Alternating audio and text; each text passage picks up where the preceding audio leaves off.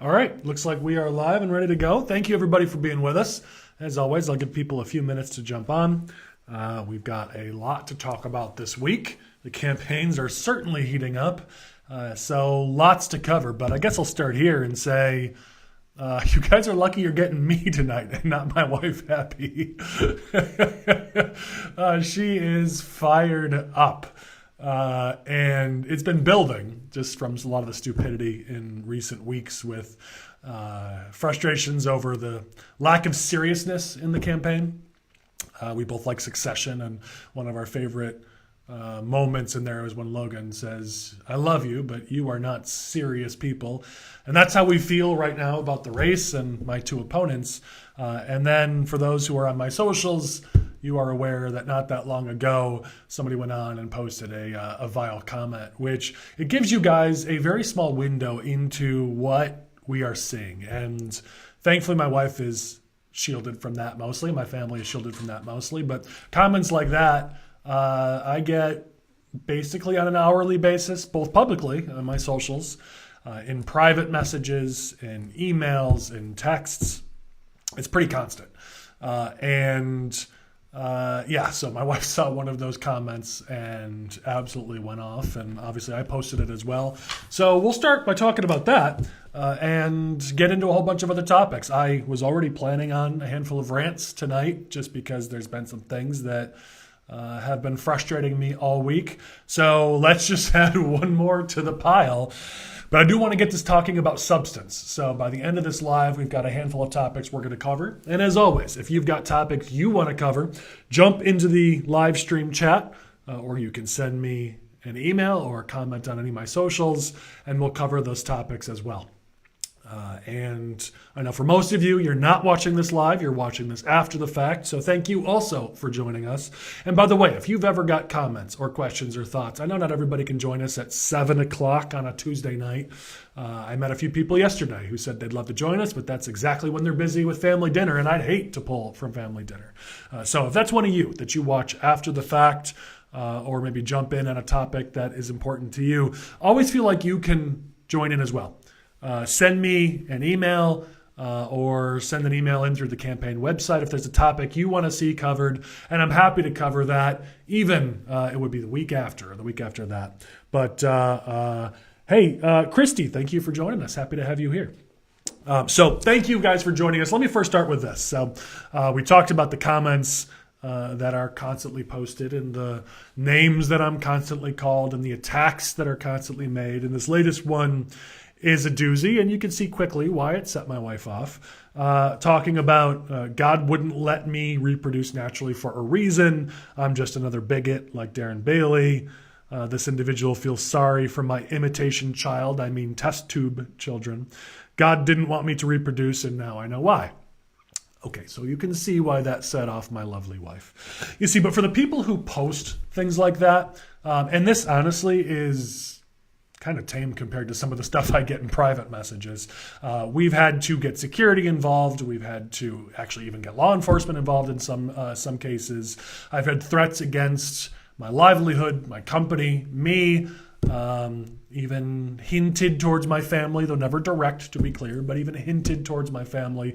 Vile things like this that are said. It's pretty constant. And what people need to realize is I've swam with great white sharks. I have snorkeled with killer whales. I've walked on top of and inside of active volcanoes. I have climbed mountains and stood on the edge of mountains.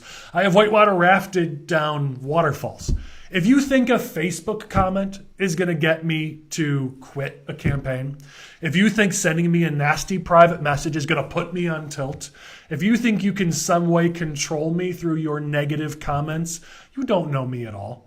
It doesn't intimidate me. It doesn't bother me. It doesn't make me angry and cause me to lose my temper. That's whatever intended consequence you think you're creating here. It actually has the exact opposite. It motivates me even more. It fires up my wife, who frankly has been exhausted the last few weeks trying to keep up with our terror of a little boy who I love so much, but he's been driving his mama crazy. And I'm sure that she's been feeling like, why the heck are we doing this? And you just made her so motivated for this campaign. It has the opposite effect of what you have. Now, here's where it does have a negative effect. I'll be frank, because I always want to be honest with people. I have talked to at least a half dozen people in the last 36 hours who have said they love the videos we put out, the content we produce, the issues that we're putting out there, the solutions, but they don't take part in the discussion because of schmucks like you. And so you are winning in one area. You are keeping real, honest dialogue and conversation from happening. The thing that we need to fix our politics, you're actively stopping that from happening. And shame on you for that. Because we have too much violence and vitriol in our politics. We are circling the drain as a society because we can't have real, honest conversations with people. We can't disagree with each other, share ideas, share our thoughts, share our opinions without idiots like you jumping in with comments like this. And as a result, there are many reasonable people who don't want to engage in the dialogue. And by the way, as a result of the type of politics that you are pushing forward, and yes, I'm speaking to many of the Darren Bailey supporters who've been pulling crap like this for months. Because of that, I have talked to so many people who just have pulled completely away from politics because they said, I'm not going to engage with people like that. You're hurting your candidate, and for this individual, this is clearly a Pritzker supporter. You are hurting your candidate, which actually, by the way, if you look at this person's other stuff they've done, I'm not so sure they are a Pritzker supporter. I think maybe they may be playing a game here, but we'll move on. You are actively hurting your candidates by doing this because there are a whole bunch of people who are in regular conversation talking about how these social media warriors on the left and on the right, they don't want to be part of the conversation anymore. As a matter of fact, they don't even want to vote anymore. And we wonder why our politics is where it is today. We wonder why over 77% of Illinoisans chose not to participate in the March 17th election. We wonder why so many people have been pulling away. In the suburban area where I live, 1/5 of the voters who used to be actively involved in politics have stepped back and become less frequent voters, less frequent participants in politics. 1/5 of our voters. That's not good for our, I know the phrase is democracy, but we're a republic. That's not good for America, for Illinois, for our communities. You think it's helping, but it's hurting. And we wonder why we can't solve problems. We wonder why our politics has reached a point where we just scream past each other. We don't talk about issues, which I'm going to rant about in a second. We just play these partisan games, and you're trading down. And that doesn't work. We're not going to solve the problems we face if this is how we're going to engage in politics. I was at an event last night where I didn't agree with a solid chunk of what was said, but the whole point of the event was dialogue, conversation. And I told the organizers of the event, I didn't get up and challenge anybody because honestly, I loved that it was about an honest conversation, about facts and discussion and share your viewpoints and share your thoughts. And that we need more of that in our politics. There's not enough of that. I talked to somebody earlier today in a meeting who they're a mayor, and they had some openings on their board, and they appointed a liberal and a conservative to the openings. They kept a balance. They said that individual, the mayor's more mainstream, like me, a lot more centrist. But they didn't want to just appoint people like them. They wanted to hear different perspectives. I love that. Which, by the way, is why local government is one of the few levels of government that still works in this dang state. Because you actually still get discussion. You actually still get dialogue. You get competing ideas. When I work with some people to work in a school district to elect 5 new members of a school board, this was years and years ago, we built a balanced slate with independents, conservatives, liberals. It was a balanced community, and we represented that in the slate that we put together. And they won overwhelmingly. And by the way, they did a dang good job as a board for that school district. It was impressive because they could share ideas and opinions, and they worked well together even when they disagreed. That's what's missing from our politics. And guess what? I'm not going to let you stop me from pushing forward this mission that we're on. I didn't put 20 years of what I've built on the line here. I didn't push it all to the center of the table. I didn't put my entire reputation on the line. I didn't put my future and my family's future on the line to then be intimidated because you posted a Facebook comment. That's not going to stop me. And in fact, it's going to make us push harder because it proves how much we need representation in the mainstream in our politics. It proves that we need to do this to build and bring together the independent majority in our politics, in Illinois and in this country. Because for too long, we've let the extremes dictate our politics. And look what it's done. Look where it's led us. If you're happy with where our politics is right now in Illinois, in this country, then you're probably part of that 23% who's still playing politics on the margins and in the extremes. But if you're part of the 77% who's fed up, now is the time to step up. I hear maybe a dozen times a day, I love what you're doing. We desperately need this. Man, I don't know if it's going to work. And when I ask people, are you willing to be part of making it work? I get a lot of people going, I don't want schmucks like this coming after me. I'm afraid. And not in a bad way, but they've got lives, reputations, communities they lead, businesses they lead. I get it. They don't want to put those people at risk for a political decision that they've made. But now is the time to stand up and say, enough is enough. Reclaim our politics. Reclaim our government. Because it cannot be led by these unserious people who have no interest in actually making things better. One of my favorite quotes is by John Adams, who said, "Public business, my son, must be done by someone. If wise men refuse it, others will not. If honest men refuse it, others will not." The point is, someone is going to serve in that role. Someone's going to be the school board member. Someone's going to be governor. Someone's going to be president in 2 years. Someone's going to step into that role. If you don't step up, are you confident that a wise, honest, ethical person is going to be the one who steps up? The way our politics is going right now, I'm not. It's why I'm in this race. I didn't want to do this. I've had no ambition to be a candidate for 15 years. This is not what I ever intended to do. But I've got a 2-year-old boy. I've got a baby on the way. And I'm not going to sit on the sidelines while you extremists ruin our politics and ruin our communities and our state and our country. I'm not going to watch you do that. So if you want to fight me, then fight me. But for those of you who agree, now is the time to step up. Enough is enough. Let me jump in the chat and just see someone who shared the live. Thank you, lady, outlaw. Anger inside only hurts you, not them. Keeping the... Oh, that's very kind of you. Thank you. Come up to King County. Yes, actually, I just was, but I'd be happy to come again. Shoot us a note on the website, and we'll be there again, first chance we get. Frederick, how can we reform Illinois government to reduce corruption? I love that, because we're going to talk about that shortly. Let me first get into a couple more of the things we've got to get off our plate here, and then we're going to talk ethics and corruption. But I want to talk about this. I mentioned earlier that right now we don't seem to have serious people running for office as governor. In fact, what we saw last week in the state fair is that we have exactly the opposite. In the night before and the day of Republican Day down at the state fair, J.B. Pritzker and his team thought it would be funny to go down and put up some messages. Now, Republicans did the same thing against Chris Welch, so that's fine. I was in politics for 20 years. I get the game.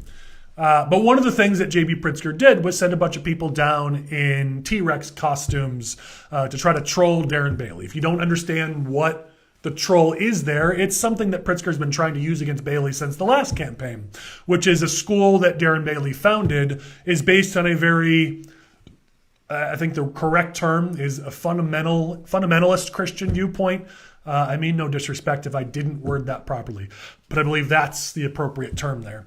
And they believe in the young earth, that the earth is 6,000 years old, and that dinosaurs and man walked the earth at the same time. And this isn't necessarily a belief that's mainstream, I'll admit. And so the Pritzker team sought to shine a light on that. And so you've got, in the midst of what I believe to be the most important gubernatorial campaign, where we've got massive problems and people hurting, we've got one campaign sending dino costumes down to the state fair to troll one of the other campaigns. The problem is the Republican candidate, Darren Bailey's campaign, couldn't handle it. I remember commenting to my political team and several others who brought it up to me that was a weak play by the Pritzker campaign. It was way in the weeds, and the Bailey campaign should have easily been able to dispatch of that and get back to the important issues. But unfortunately, I forgot that it's the Bailey campaign. And so they were unable to dispatch of that easily, and it became the main story of Republican Day. And so instead of coming out of Republican Day, every story, every conversation being about how in this state, it's unaffordable to live here, that not just Republicans believe this, but independents and Democrats by a majority believe it's too unaffordable to live in Illinois, and that's thanks to J.B. Pritzker and his bad policies. That should have been the message coming out of that day, but instead the message coming out of that day was, is Darren Bailey extreme, and did dinosaurs walk the earth at the same time as man? And this is the candidate that some of you want me to back out and support. This is the candidate that you guys claim has a chance to beat J.B. Pritzker. You want me to drop out and endorse him and support him. This is the frustration that many of us have shared, that the candidate the Republicans nominated in the primary is not serious and has no chance of winning this race. You've seen it in the TV ads that have come out from J.B. Pritzker. They barely had to update them from 4 years ago. And I got to tell you, every suburban voter that I've talked to, and I've talked to dozens, especially women, have said that ad is devastating. That it wasn't just what was said in that ad, it was Bailey's tone, the way that he said it, that just was completely off-putting to them. They're right. There's no getting past that if you're the Bailey campaign. And it doesn't matter how many times you try to rebrand the candidate. Doesn't matter how much you try to make him seem like he's less extreme than he was 4 years ago. Those ads are just going to play on repeat. And yeah, it's not creative. Yeah, it's weak by the Pritzker campaign. But honestly, he doesn't need to do any more than that to beat Bailey by more than he beat him last time. And so if you're wondering why I'm not dropping out to support the Bailey campaign, it's because the Bailey campaign is not serious. The candidate has no chance of winning. And we need to actually have somebody out there holding Pritzker accountable. We need to have somebody out here trying to build something that's capable of winning in Illinois. Because there is no balance. There's nobody out there fighting for fiscal responsibility at the state level, the statewide level. There's no real organization electing candidates who can bring balance in this state. None of that exists. I've heard it over and over and over again. That's what we're building. That's what we're going to put together here. And if you think that's going to come out of this train wreck of a campaign, you're crazy. We were told they were going to focus on kitchen table issues. Then Bailey's running mate goes out and gives some yelling speech because apparently volume is a substitute for brains. And he's screaming about how abortion is a sin against God. And even if that's your position, I respect your right to hold a position. But don't tell us then that you're not going to run a campaign on abortion, because that's going to be the quote. The moment you say that, that is going to be the quote against your campaign all the way through November. And if you're not smart enough to know that, then get the hell out of this race and let serious people take over, because J.B. Pritzker is actually vulnerable. J.B. Pritzker actually can be beaten, but you're proving how unserious of a campaign you are.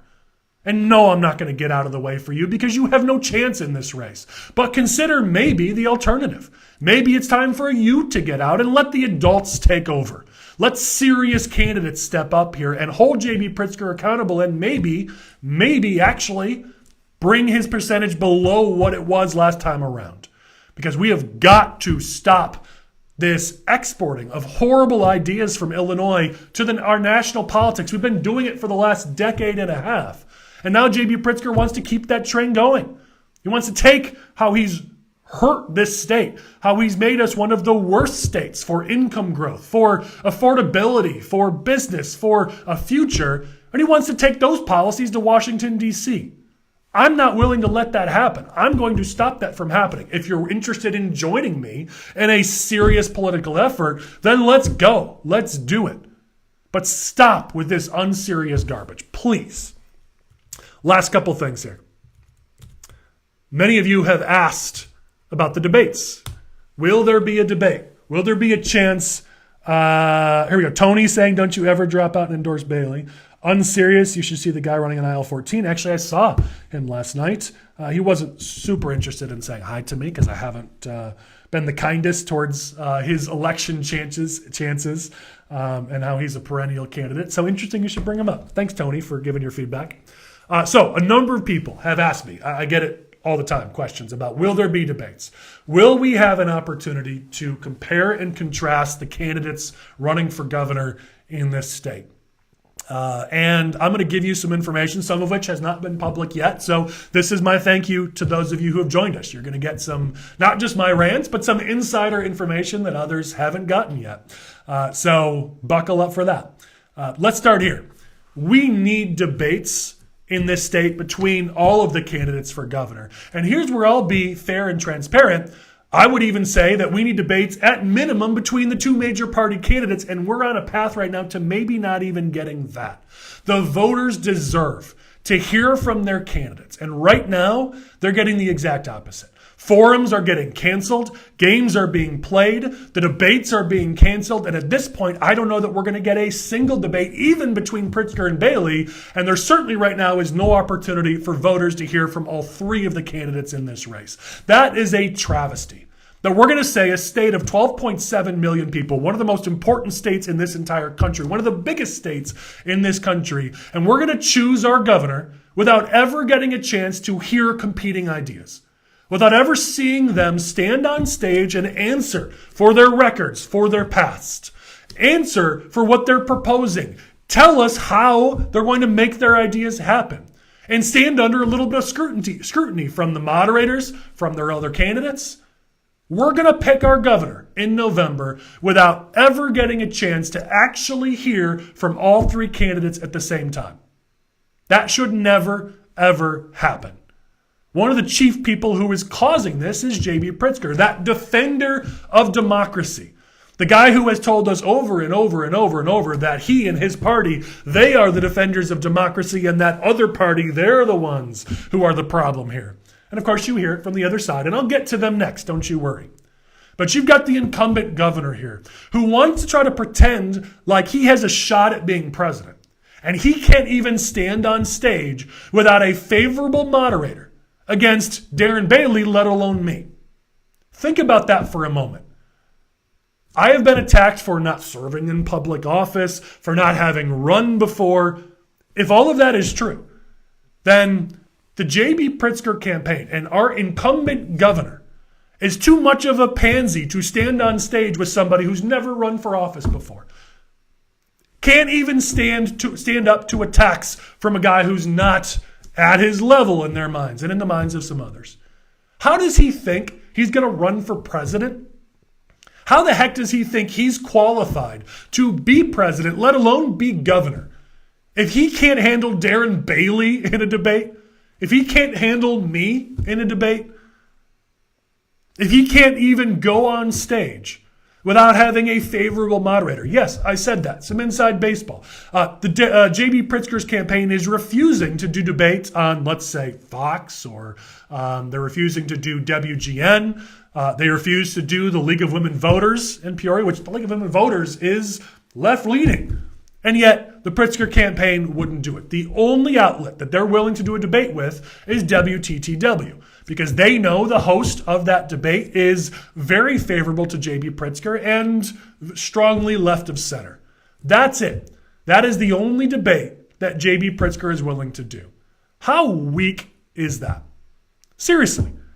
You're the governor of Illinois. You've been in office for 2 terms. You're on the list to run for president. Very far down the list, and you barely break 2% in the polls, but you're on the list, and you won't even have a debate unless you can have a favorable moderator asking you questions and making you look good. This is why when J.B. Pritzker does national interviews, and it's not with somebody who is already on the team, he withers like a first-time candidate every single time. because he's not had to stand up to scrutiny in this state. He's not had to debate in this state. He gets favorable coverage no matter what he does. Take it from somebody who's put out information, the other side of the story for years, and very rarely is that picked up. Very rarely is Pritzker asked those kinds of questions at his softball media interviews. And this guy thinks he's going to be president. Good luck with that, buddy. Let's go to the Bailey side. So the Darren Bailey campaign refuses to participate in any sort of a debate or forum that includes me. Won't do it. By the way, the Pritzker camp has said the same thing. They have no interest in debating me. They want a one-on-one debate with Darren Bailey because they know they can wipe the floor with Bailey. I would ruin that. Somebody who's actually mainstream, who doesn't have to fake it like Bailey, who actually is mainstream, somebody who actually understands the issues, somebody who can communicate well, who can hold Pritzker accountable. There's no way that Pritzker's camp wants that to happen, and they've made that clear. But the Bailey campaign doesn't want me up there either, because then you're going to see a situation where, as Darren tries to pretend to be mainstream, people see somebody who is, somebody who looks different than the two old white guys on stage. They don't want that. So they've made it clear in multiple instances that they won't participate if I'm involved. This is where we are right now in Illinois politics. You have two gentlemen running for governor as the major party nominees who don't have the balls to stand on stage and debate me and answer for their records. If I'm not going to be sexist, I'll say it this way. Who don't have the backbone to stand up to scrutiny, answer questions, and actually talk policies instead of giving us the freak show of a debate we got last time, which was just two dudes interrupting each other, attacking each other, saying the other person's a liar, and blah, blah, blah, blah, blah. Nobody watches because it's a waste of time. That's where we're at right now in our politics in Illinois. That's why I say these are not serious candidates. They're not serious people. They're not serious leaders. And they want you to elect one of them to be the governor of Illinois. That's where we are in our politics. So if you don't think that's okay, if you think maybe we should have a debate, maybe we should have the candidates stand on stage and actually answer questions about policy, and none of these fake forums where you separate them out and they're never on stage together, because God forbid we should actually have the candidates interact ever.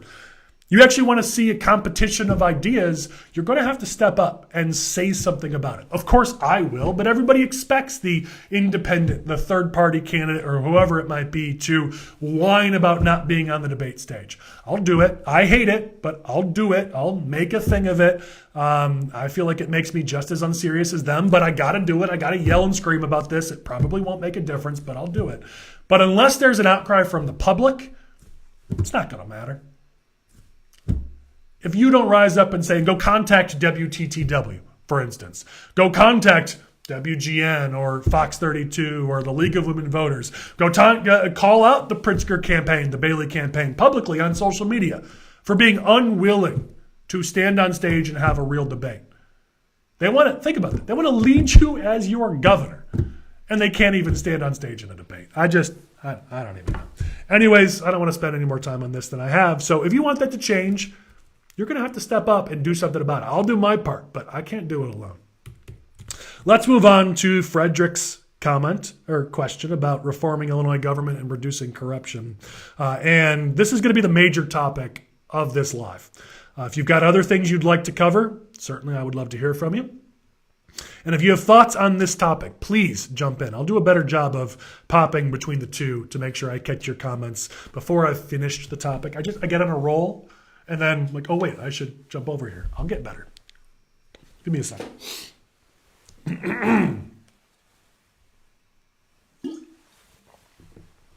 All right. So this came up. Again, inside baseball. You're watching this. I want to reward that. We weren't planning on this being Ethics Week in the campaign. In fact, we had a whole different theme lined up. We had experts. We had a whole plan. And then on Tuesday, the legislative inspector general went on a radio show and did an interview that completely blew my mind. And I didn't listen to it. I had heard some of the reporting from it. And so we were still on our current path. It's very easy in a campaign. If any of you have ever run for office before or been involved, you are so busy that you don't really have a lot of time to think. If there's a plan on paper, your natural tendency is just to execute the plan on paper. So that's what the team was doing, and that's what I was doing to a degree. And then I listened to the radio interview, and my poor team, we had to make a complete pivot, and they had to work late and over the weekend to try to change our whole plan for this week because we had to talk ethics. I'm going to share some of the quotes from this in a second. It's going to blow your mind. But we have got to talk ethics in this state. And one of the things that my running mate and I are working on pretty hard, something you don't see on the campaign trail, because we're meeting with people privately, experts from throughout the state, people who want to lend their expertise to fixing this state. And we want to put them on the record. We want to make it seem like this is political. And so we don't post photos. We don't share that we're sitting down with them, but we're spending 60, 90 minutes at a time diving into policy in this state and putting together a platform and how we fix things. And one of the things we've been working on is how do you fix ethics in this state? How do you finally address corruption in this state? And so we put that, it was almost done. We rushed to get it fully finished so we could unveil that this week, and that became our theme. So a bit of a scramble to make this week happen, but you're going to see exactly why. So on Tuesday, the Legislative Inspector General, Mike McCuskey, who's a former judge, and those that I know who know him speak very highly of him. I've never met him. I don't know him. But personal feelings can't get in the way here. He goes on the radio on Tuesday and says a bunch of crazy things. First of all, reveals confidential information that he never is supposed to or even allowed to share. Says some absolutely off-the-wall things, and then basically taunts the legislature and saying, you don't like it, you're stuck with me. He even said the media is going to vilify him for the things that he said, and they did, rightfully so.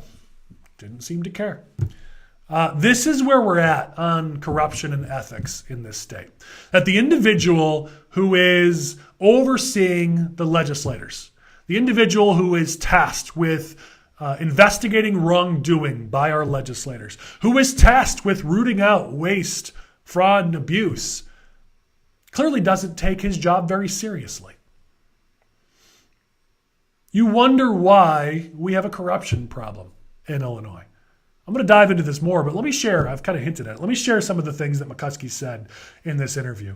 Not in order of what he said, not in order of craziest, because he got crazier later on. But towards the beginning, he told a story claiming that Harry Benton was grooming him prior to the complaint against Benton being filed. Not egregious, but just kind of a weird thing to be talking about. Made a comment about how Benton was going to be treated like Fred Crespo, a very political comment. If you don't know what that means, it's fine. But it was a very political comment from what's supposed to be a non-political individual.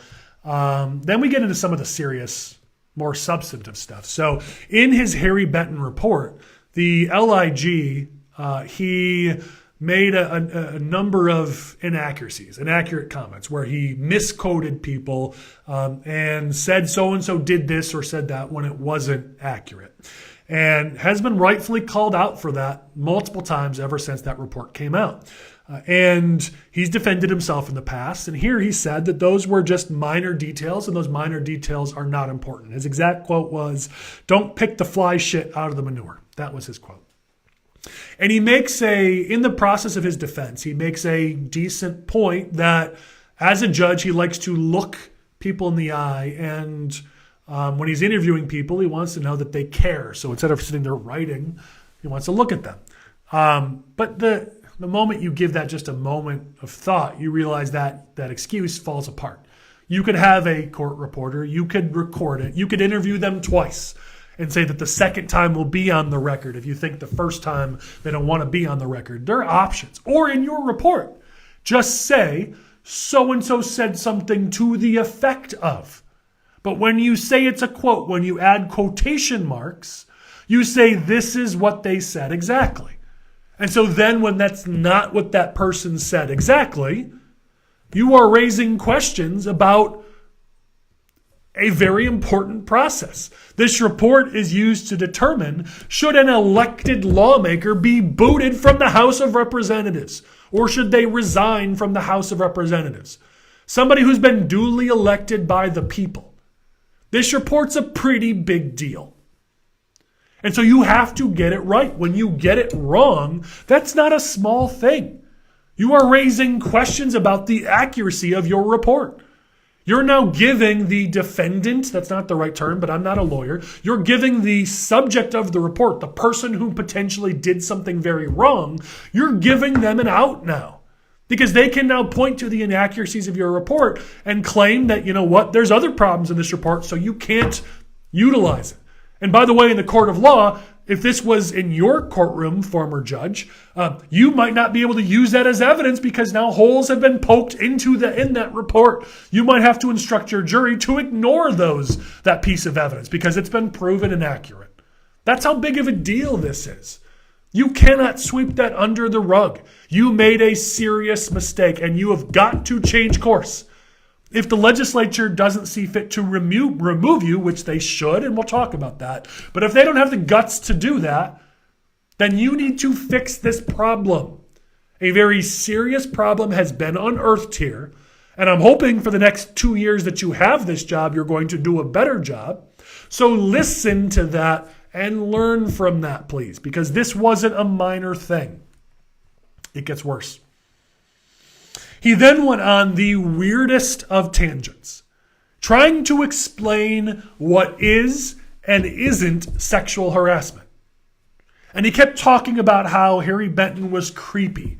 And he literally said that sometimes something that somebody said that they're not a creepy person, well, that's not sexual harassment. But if it's said by somebody who is a creepy person, well, then that's sexual harassment.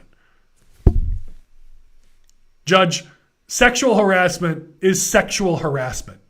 If saying something to someone, if making a comment to or about somebody of the same but typically the other gender is sexual harassment from a creepy person, it's sexual harassment from a non-creepy person.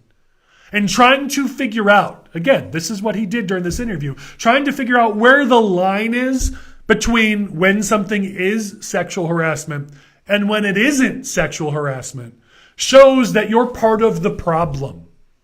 It's sexual harassment. There's no line. If it's wrong when Harry Benton says it, it's wrong when you say it, Judge. I don't care if you come from a different time. I don't care if it wasn't wrong when you grow up. It's wrong. I don't care how creepy you may or may not be.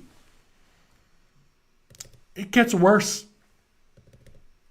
So then he's asked by the interviewer, I guess I should give him credit, Patrick Finkston, who many know is a personal friend of mine, but he seems to use that to be meaner to me than he is to most candidates, so no preferential treatment there. But anyways, he did this interview, and he asked the LIG if there were currently any investigations into the speaker. Now, that's not supposed to be public information. And by the way, Finkston early on, and I think even around this time, again, gave McCuskey an out and said that as LIG, he can't talk about many things. So most of the time when I ask him a question, he's not going to be able to answer, but I have to do my job and ask the question. That never actually happened. The Tribune had a great op-ed. They were right that as somebody who's a judge and the LIG should know when to say no comment. But McCuskey didn't. So in one of the situations where McCuskey should not have shared information, he did. He said that nobody's filed a complaint against the speaker, which I'm quoting now, said, which I shouldn't have just told you. So he knows he shouldn't have done it. Literally said it himself. I shouldn't have done what I just did. No contrition. No, you know what? I shouldn't have done that. That should have been kept private. Sorry about that. None of that. Just, well, golly gee, I shouldn't have done that. It gets worse. There's a little aside that he goes on where the interviewer asks him, are there any powers he would like? Which, by the way, should have been an easy answer. Because even though there have been some improvements recently where the LIG no longer needs to go to the legislature to get approval to issue subpoenas, the legislature still has veto power over subpoenas and gathering documents, and the legislature controls whether or not reports are made public. So a very easy answer by the Inspector General would have been, I should have independent authority to investigate complaints of wrongdoing against lawmakers. I shouldn't have to get my approval from those very same lawmakers. And when I find wrongdoing, I should have the ability to publish those results so the public is aware of them. That's what the LIG should have said. Instead, he went on a, 60, 90 second whatever about how the federal government has the ability to issue subpoenas and get whatever they want, whenever they want, even if there's not even proof you did something wrong. Wouldn't that be swell? I wish I was making this up. Final thing here, because we do need to move on. He then was asked, has there been a complaint filed against Rep. Carol Ammons, who is allegedly took money from the state, got it to go to a nonprofit, and then got that nonprofit to cut her and her family a percentage. I'm summarizing. It's more egregious even than that, but that's the summary if you don't know about Carol Ammons. So when asked if a complaint has been filed, he said no. Then, well, no, I take that back. And then, well, I can't tell you. Talk to Tony McCombie, the House Minority Leader. Then the complaint hasn't said anything that I should do, so contradicting yet again what he said before. Then, well, I shouldn't even be telling that, but here's the kicker. Again, I'm quoting, what the hell? They can't take my job away because it's not a felony. They're stuck with me for 2 more years. And the 1 year statute of limitations will run out before there's ever a trial on the case. The individual who oversees ethics in the legislature, the one we rely on to clean up corruption in at least in that one body, just in a 30-plus minute interview, told you he's not a serious person. This is troubling behavior, and frankly, it made a mockery of the office. And what he said at the end about him not being able to remove is actually not accurate. In this interview, he showed a total disregard for confidentiality, a disregard for basic investigative standards, and a disregard for the seriousness of ethics violations, especially sexual misconduct and sexual harassment. That is grounds for removal. The Legislative Ethics Commission, the LEC, I'm reading because I don't want to screw this up, under the State Officials and Employees Ethics Act, could fire McCuskey for substantial neglect of duty and incompetence. They could remove him, and they should do so immediately. We're never going to get serious about ethics in this state if individuals like this are tasked with overseeing those ethics and overseeing rooting out corruption. Maybe this individual at one time was the right person for the job, but clearly today they are not. Here's the challenge as I pop over to YouTube and see if anybody's got thoughts. Lots of you had thoughts. I like it. So here's the challenge. I've talked to a number of people who are ethics experts who've been pushing ethics reform in this state. And several of them made the following point, and they are correct, that if lawmakers are the ones to push this forward, it will look like retribution.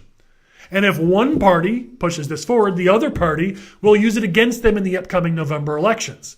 And so even though the right thing to do would be to remove this individual, the people who would have to do it, the LEC, the legislators, which it's 4 Republicans, 4 Democrats, they're kind of put in a trick bag where they politically can't. It's a political strategist for 20 years. The right thing to do would be to remove him, but we're 2 months and a few days away from an election. I understand the politics of this, that they cannot. This is where I wish we had a leader in the governor's office, because the governor could step up and give those lawmakers cover. The governor could stand up and say, it's time for McCuskey to be fired, to be removed, and I call on the lawmakers to do it. Now, the LEC and those lawmakers could step up because they have political cover. They can't be attacked by one party or the other because the governor just created the cover they needed. And now they can step up And they can remove McCuskey from office. And by the way, now they can go in their re-election campaigns and talk about how much they care about ethics. Everybody wins. But we don't have a governor who's serious about actually being governor in Illinois, so this is not going to happen. If I was governor right now, that's exactly what I would do. Not to step on the toes of the legislature. I understand that we are separate bodies of government. But there are times where we need to work together, and this is one of those times. The legislature cannot politically take that step. They need cover. And me as the independent candidate calling for the firing of McCuskey, which I have done, isn't enough cover for these lawmakers. I'm not that important. I understand that. The governor could do it, and the governor needs to do it. Let me jump over to your thoughts about McCuskey before we get into anything else. Make sure I don't miss anything here. Lady Outlaw, we need to cover this. We need to dive deep into the waste, fraud, and abuse. You say you have evidence. I love that. Share it. That's awesome.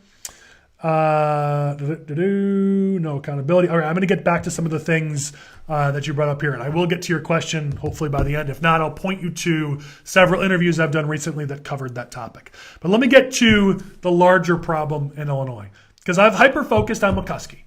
But this is where it's time to do a deep dive into ethics and corruption in this state. Because I've talked to a number of people. In fact, I was in Lincoln Park on Monday, and you'll see us release a video, I think on Thursday, but we'll see when it's ready, where we talked to a bunch of people, and we told them the following. We told them about what I'm about to tell you, and it blew people's minds. They had no idea that this is how it's set up in Illinois. You see, I'm not making up what I'm about to tell you. The politicians in Illinois get to pick who oversees them. The legislators pick the LIG, the governor, secretary of state, AG, treasurer, comptroller. They all pick the IGs who oversee them, and they're individual ones. And then, by the way, if you're one of those constitutional officers, the IGs that you appointed, if they find any wrongdoing, it then goes to a board that you also appoint. When it comes to the legislature, they have veto power over the LIG, and they decide if reports ever see the light of day. That's why corruption doesn't get rooted out in this state, because the people who are being investigated control the investigators. And if anything is ever found to be wrong, they control if you ever find out about that. That's why we have a corruption problem in this state. Because our state elected officials know this. They know that it is still a self-policing structure. That it's based on the honor system. It's based on them policing each other. Now tell me how that's working out in the legislature, for instance. Is the Speaker of the House policing his own members? Is the Senate President policing his own members? It's not happening. Yeah, Harry Benton's gone, but should have been gone a long time ago. Should have been gone years ago. It's only because, frankly, the Chicago Tribune, not even because of the LIG, that Harry Benton's gone. I talked to an ethics expert. You know what? Hold on. Let me bring up, because they had some really good thoughts, and I want to share this. So Illinois continues to follow the old ethics playbook of solving only for the particular form of scandal that creates a fresh ethics moment and never really taking things on holistically. They also talked about how we're still in the Madigan era. They're still using the Madigan playbook. Because the idea is that this individual claims, and they're right, that we never utilized the Madigan scandal to actually fix ethics and address corruption in this state. They're right. On this week's podcast, we're going to talk about that and talk about it in depth. Because we still have a system where we expect politicians to police themselves. That's not going to happen. And it hasn't happened. As a matter of fact, by the way, even just looking at how this LIG was chosen, the one that I just talked about for 15 minutes, you see, they're supposed to be in the law.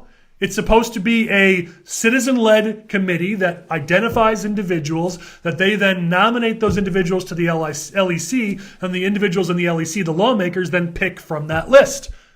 That's not what happened. And the LEC is set up to be 4 Republicans, 4 Democrats. It's an even number.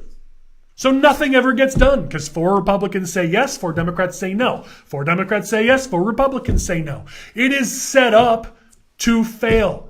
It is set up purposely to never, ever, ever do anything because you can't get a majority because there's an odd number of members. So what happened is the Republicans had their person they wanted, Democrats had their person they wanted, and a pox on both of them that neither could come together. But then Harman, the Senate president, came in and said, screw it. I'm just going to put my own guy in there. So he put McCuskey, who wasn't even on the list, he put him up for a floor vote. He and Welsh shoved him through in a party line vote. He became the LIG. That's how the Inspector General of the legislature was chosen.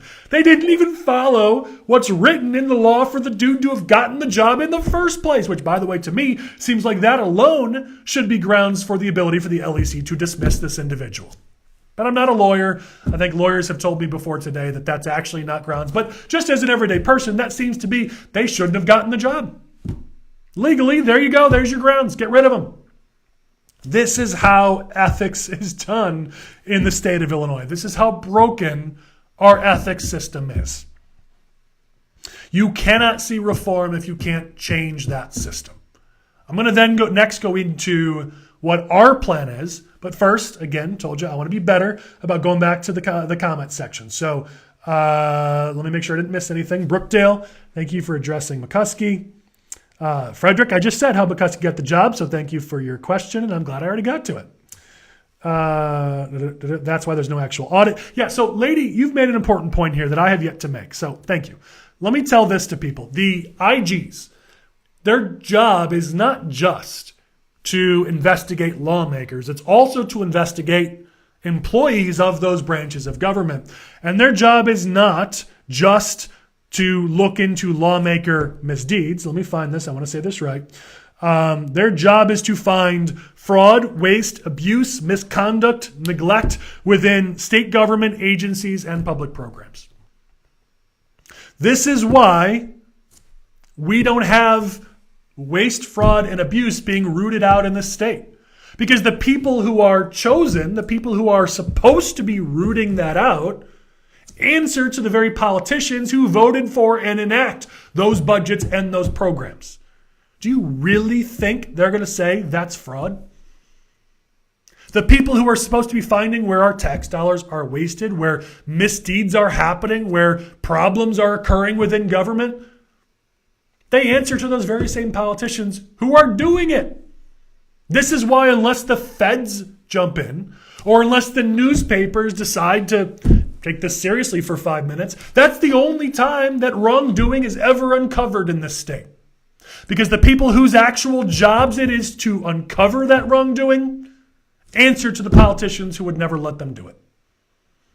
This is why former LIG Thomas Homer said, reports finding legislator misconduct are unlikely to ever see the light of day. And LIG Julie Porter, who by the way was the previous LIG who quit because she said, this job, it's toothless. She called it a paper tiger. So she said, screw it, I'm not wasting my time. She said very accurately that in Illinois, the fox is guarding the hen house. In Illinois, we do not have independent watchdogs who are rooting out fraud, waste, corruption, abuse within state government, within our agencies, within public programs. It's not happening in Illinois, and it's not happening by design. That's what we need to change.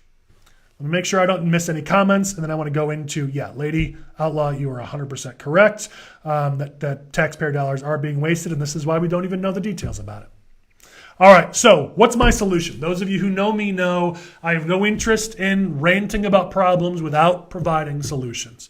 So let me share with you the solution that we are coming up with, that we have come up with, that we are proposing. We're proposing a complete overhaul of ethics oversight in this state. Not tinkering at the margins, not remove the LIG and put a better LIG in there. Of course I support that. But we need a complete overhaul of ethics oversight in this state. And that's what Carolyn and I are proposing. We want a unified, independent commission If you want to see an example of what this looks like, look to Florida. Their Commission on Ethics, you can look it up online. It's excellent. It's one commission. They bring together all these different oversight agencies and they have actual powers. They're independent. They have authority. We need something like that in Illinois. What we're ultimately going to do is we're going to combine all of the following offices. The OEIG for the Illinois governor and lieutenant governor, the OEIG for the AG, for the Secretary of State, for the treasurer, for the comptroller, the Executive Ethics Commission that those IGs answer to, the Legislative Inspector General, and the LEC, who that individual answers to. We're bringing all of that into one single commission. Now, the reason why there's been some pushback to similar ideas in the past is there are constitutional requirements for the separation of power and the separation of executive authority. And so how we're going to account for that is that within this commission, separate IGs will be appointed to do the jobs of the current IGs. But instead of them answering to commissions of either politicians or people the politicians chose, they're going to answer to this commission. That's the key difference here. So there will still be IGs. How they're chosen and who they answer to will be different, and I'll get into that. But that's how we make sure that this is constitutional, that it is actually legal, that this can be done. That's important here.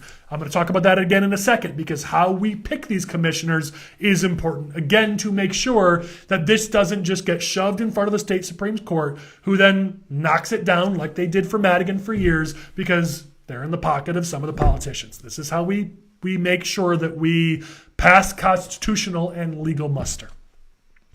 Those IGs would still conduct those investigations, but as I said, they would then submit their findings and reports to this independent commission instead of to the lawmakers or to that EEC that the lawmakers put in place. That's the key difference. Now, how are these individuals chosen? The commission itself is going to be made up of 9 members. Nobody makes it on the commission until they've been vetted by the state Supreme Court. Now, I know there's a lot of concerns about the Supreme Court in general, but that's more about the national Supreme Court. The state Supreme Court is elected. Now, it's been gerrymandered, so it's not elected very independently, but at least it is elected. But here's the thing you got to know. As much as I would love it for citizens to pick these individuals, that's how this should be. But that cannot be done. In order for this to be legal, I don't have this in my notes here, but in order for this to be legal, the attorneys that I've consulted with have said that you cannot have non-elected officials choosing people to oversee elected officials. There's terms for that. I'm not a lawyer, so I don't want to say what I think the term is and then get it totally wrong. But this is a legal thing. So I know some of you will say, having the Supreme Court do it, it's not that much better than the lawmakers. It is better. It's not perfect.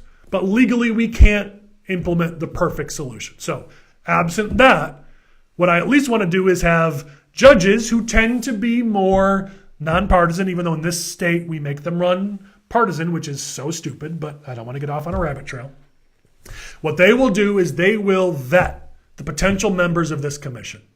And then again, working within a structure that will pass legal muster, then you would have the governor choose one individual.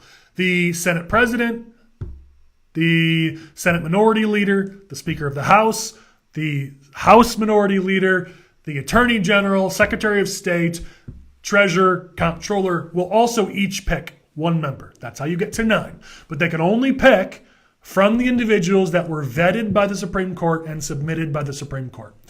Last key there is the governor, the individual the governor chooses will be the chair. That's how the commission will be formed. It's not perfect. I understand this isn't perfect. But unfortunately, we can't go all in on what some states have done with civilians picking for those individuals who serve in those positions. I wish we could, but that will simply get struck down. And as you've heard me talk about, I have no interest in being Darren Bailey and just telling you things that sound good, but that could never actually be implemented. We are proposing solutions that could actually be implemented in this state. And that's how that would have to be structured in order for this to actually be legal and not get struck down.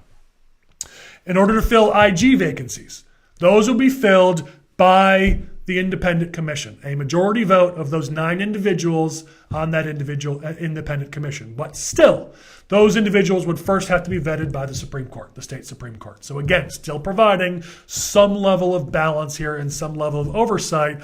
And most importantly, going back to the days when our different government levels were actually some check and balance. I know levels was the wrong word. I'm tired. It's 8 o'clock. Leave me alone. But you're supposed to have some level of check and balance. The judicial branch is supposed to have check and balance with the legislature and the executive branch. And this starts to bring that back with some level of check and balance. And here's where this becomes truly different than what happens right now, at least in the LIG. Some of this is in these OAIGs, but it's not in the LIG, which is full, independent, statutory subpoena power and the power to compel documents and testimony during investigations. That's what this independent commission and these IGs are going to have, that they do not have right now. They'd have their own independent budget. And they would have independent authority to release reports after finding wrongdoing. They would be a fully independent commission. This is an ambitious overhaul, I'm not going to lie. This isn't a tinkering at the margins solution. But you're not going to solve corruption in this state by tinkering at the margins. We need an overhaul of how we approach ethics in our state government. And this is how you're going to do it. Let's be real as we close this down. Do you really think that the partisan politicians who have refused to police themselves for years and decades are going to put in place what I just proposed? Do you really think that politicians are going to actually propose that and pass that and make that happen? If they did, I would give them all the credit in the world and stand on stage and go in a TV commercial and tell them how awesome they are. I would commit to that. Pritzker called for this tomorrow and made it happen before the election. I'll do a TV ad with the guy and say how great he is on ethics. It's not going to happen, but we need change. And I don't care who does it. If you're a Republican or a Democrat currently serving in the legislature, by all means, steal our idea, put it in a bill, run on it, and take credit for it. I don't care who gets credit. We simply need to fix the problem, finally, in this state. Do you really believe that J.B. Pritzker is going to push this forward as governor? Do you really believe that Darren Bailey, should he win, is going to put his own party's lawmakers in the spotlight like this? It's not going to happen. The only way this happens is by electing independent leadership in the governor's mansion. That's the only way this happens. Yeah, I wish it was different because I understand the odds in November of us winning. But that's why this is so important. Let's put a bow on today. That's why schmucks posting horrible comments about me and my family, why people saying absolutely vile things privately about me and my family, that's why that will never stop me. Because the only way we fix this state is with independent leadership in the governor's mansion. We've tried the other way. We've tried it for decades. It hasn't happened. I've got a 2-year-old boy. I've got a baby on the way. I'm not sitting around waiting anymore. The two parties had their shot. They failed. Maybe one day they come back to reasonable and start focusing again on getting things done and making people's lives better. But until that happens, unless that happens, we're going to build an independent majority in our politics, and we're actually going to fix the problems. Because I have no interest in playing political games. In between campaign stops, when I've got 20 minutes, I rush home to hug my boy and spend 10 minutes with him and then rush to the next meeting. I'd rather be with my family. So I'm not going to sit here for hours and play the game. And who wouldn't? No, I'm in this to fix things. If you're serious about making Illinois a better state, then join us. If you're not, continue to be part of the two-party circus. But I'm not interested in wasting my time. I'm not taking time away from my family just so I can sit here and see myself and hear myself talk. With that, let me go make sure I didn't miss any final comments or questions. All right, because I didn't get to you, Lady Outlaw, you asked about, surveillance and privacy. So I'll point you to a previous live. We'll put it in the comments. I'm looking at my producer. We will put that in the comments for you. A previous live that I did, I went deep into this. I also went deep into it on my social media, talking about flock and ALPR. And so I'll ask my producer to find that and get that to you as well. Or you can look at, I did an interview, a podcast with the 815 Has Problems last week on their channel, which, by the way, their channel is pretty fun, so you should just check them out anyhow. And we talked about surveillance and privacy. Not as in-depth as I did in the previous live, but it was a really good discussion, and we actually had a former state's attorney as part of that conversation. So those are the three places I'd suggest going to, because my answer is like 6-7 minutes long, and we're already 5 minutes over. So forgive me for not getting to that question today. If you review those and next week you still want to hear more, jump in. Love to talk about it next week. In the meantime, thank you all so much for being part of this, for sticking with us. I hope this was interesting. Certainly my blood was running hot tonight, so you got some passion tonight. Really looking forward to seeing you guys out on the campaign trail. This was episode 6 of Live from the Lincoln Desk. We'll catch you for episode 7.